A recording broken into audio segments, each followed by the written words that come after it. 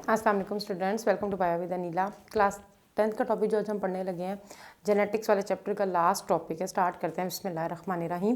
Basically बेटा topic का name है आर्टिफिशियल सिलेक्शन। लास्ट वीडियो तक हम लोगों ने नेचुरल सिलेक्शन डिस्कस किया था कि जिसमें नेचर जिसको चुनती है वही ऑर्गेनिजम्स आगे जो होते हैं वो फॉरवर्ड होकर आते हैं, मगर जो आर्टिफिशियल सिलेक्शन है वो हम लोग इसके ऑपोजिट पढ़ते हैं। बिस्मिल्लाहिर्रहमानिर्रहीम। आर्टिफिशियल सिलेक्शन का नाम ही क्या इंडिकेट करे, आर्टिफिशियली सिलेक्ट किया जाता है। ये सबसे पहले 11वीं सदी में अबू रेहान बैरूनी साहब थे, उन्होंने आर्टिफिशियल सिलेक्शन के बारे में बताया था।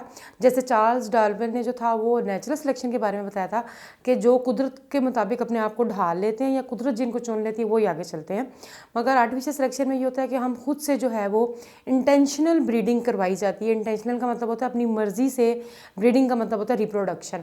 इंटेंशनल ब्रीडिंग करवाई जाती है ऐसे तमाम ऑर्गेनिजम्स की ताकि बेहतरीन क्वालिटी के ऑर्गेनिजम्स आपके पास आएँ, और जो ऐसे ऑर्गेनिज्म में जिनके अच्छे गुड कैरेक्टरिस्टिक्स नहीं है उनकी ब्रीडिंग को डिस्करेज किया जाता है। कि मीन्स के उनको कहा जाता है कि बस ये इनकी ब्रीडिंग ना हो, ताकि उनकी जो मतलब जो कमज़ोर चीज़ है उसको ख़त्म करने की कोशिश की जाती है, बेहतरीन से बेहतरीन चीज़ बनाने की कोशिश की जाती है।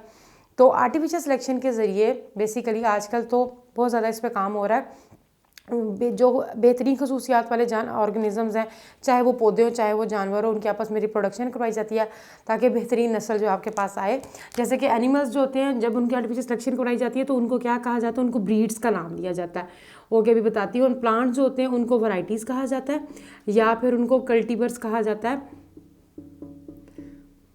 तो ये हमारे पास क्या है, एनिमल्स के केस में जब आर्टिफिशियल सिलेक्शन कराई जाती है, मिसाल के तौर पर जो पोल्ट्री फॉर्म है हमारे, आप लोगों ने सुना होगा कि आजकल ये होता है कि कहते हैं कि एक मुर्गी जो होती है वो अंडे से निकलने के बाद कुछ ही दिनों में जो है वो तैयार हो जाती है। जो कुदरत का जो फिनोमेना है वैसे तो ठीक है 21 दिन पूरा टाइम पीरियड होता है, मगर आजकल 1 वीक के अंदर भी जो होता है इनकी डेवलपमेंट हो जाती है। और देखा होगा कि आप लोगों ने पोल्ट्री फार्म की सनद में मोटी से मोटी मुर्गी होती है, क्यों? ताकि उसका गोश्त ज़्यादा से ज़्यादा आपको अवेलेबल हो। एक तो एग्स अच्छी क्वालिटी के हो, दूसरा जो है उनकी वो मीट क्वालिटी जो है वो अच्छी हो। इसी तरह अगर एनिमल्स की बात की जाए, जो हम लोग गाय भैंसें वगैरह खाते हैं, तो आजकल बेहतरीन से बेहतरीन नस्ल की गाय भैंसें आ रही हैं। उनका दूध भी बेहतरीन है और उसके अलावा उनका जो गोश्त है वो भी खाने के काबिल है और बहुत ही बेहतरीन है।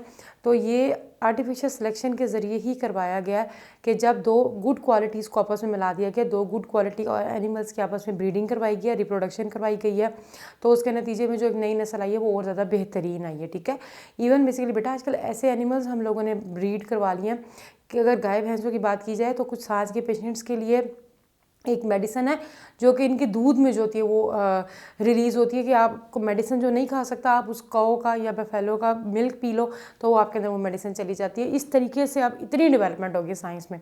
प्लांट्स की बात की जाए, प्लांट्स की भी बहुत वैराइटीज़ आ गई हैं। इवन कि अगर आप ये खाते हो, अब देखिए पहले हम लोग माल्टा खाते थे, अब उसमें डिफरेंट उसकी फॉर्म्स आ जाती हैं।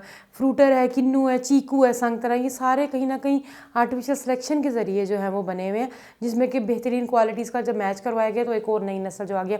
आमों में आप एग्जांपल लीजिए, मैंगो जो होते हैं वो कितने ज़्यादा अपनी नस्लों के आगे, कितने डिफरेंट नेम्स हैं उसके। वो सारे के सारे यही आम है कि वो पहले एक ही नस्ल का होता था, देसी आम होता था। अब तो डिफरेंट आम जो है वो यही वजह है कि वो आर्टिफिशियल सिलेक्शन के ज़रिए बेहतरीन बनाए गए हैं। और कुछ आप कभी नेशनल ज्योग्राफिक वगैरह पे देखो तो इफ़ हम लोगों ने देखा था कि उन्होंने सब्जियां आप बनाना तैयार की जो कि बहुत बड़े बड़े जिनका साइज़ है, ताकि जो उभरती हुई आबादी है इनकी खुराक की उसको पूरा किया जा सके। ठीक है, सब्जियां वगैरह, एक घिया का देखा था मैंने, उतना बड़ा था कि उसके आगे बंदा छोटा सा इतना सा लग रहा था। तो इतने बड़े बड़े अब हम लोगों ने प्लांट्स भी बनाना शुरू कर दिए। वो ये सब वेजिटेबल्स बना, ये सिर्फ ये कि बढ़ती हुई आबादी के साथ उनकी फूड की जो ज़रूरियात है उनको पूरा किया जा सके। तो आर्टिफिशियल सिलेक्शन के ज़रिए बेहतरीन किस्म के जो जानवर होते हैं या प्लांट्स होते हैं उनको और ज़्यादा बेहतरीन बनाया जाता है, और जो ज़रा वीक होते हैं उनकी डिस्करेज किया जाता है कि उनकी ब्रीडिंग ना हो, ताकि वो आहिस्ता आहिस्ता ख़त्म हो जाए और बेहतरीन से बेहतरीन नस्ल के आपके पास ऑर्गेनिज्म है।